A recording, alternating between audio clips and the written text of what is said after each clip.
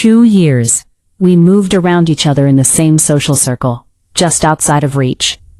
It's true, I was intrigued by this man who rejected all my overtures of friendship, my invitations to join my inner circle. I was 31, married 10 years with 2 kids. I had no idea that I had never fallen in love. If I thought about it at all, I suppose I consigned the notion of falling in love to B-movies and romance magazines, teenagers, and women who paint their toenails pink. Then he walked into my house one day, sat on my red sofa, and told me he would love me forever, die for me, jump over the moon for me, fetch me whale bones from the bottom of the sea. This man is a lunatic, I thought, and that was probably my last rational thought on this planet. He repeated to me fragments of conversations we had had, and he told me what I was wearing, or how I was standing by the dining room window, or sitting in the lobby of the museum that time he said nothing. The quality of light in the room began to make a subtle shift.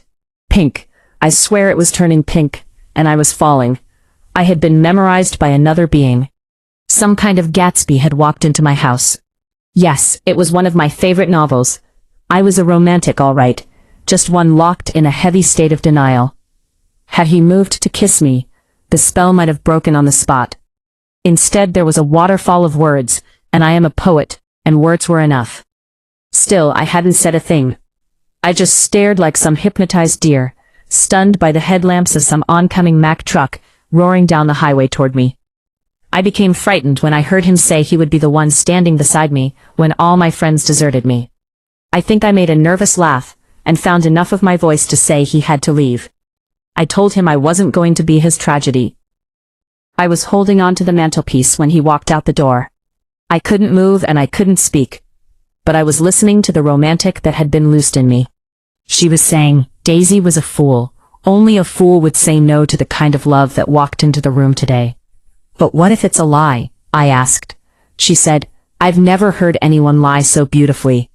I felt a yes welling up inside me and all the agitation fell away. In that sudden calm, I knew I did not have to run after him and call him back, or even phone him the next day. It had happened. It was unstoppable. When I saw him next, there was that look. Words were no longer necessary. The friends deserted, a few came back, but he was the one standing beside me, and still is, 10 years later, and I am still amazed.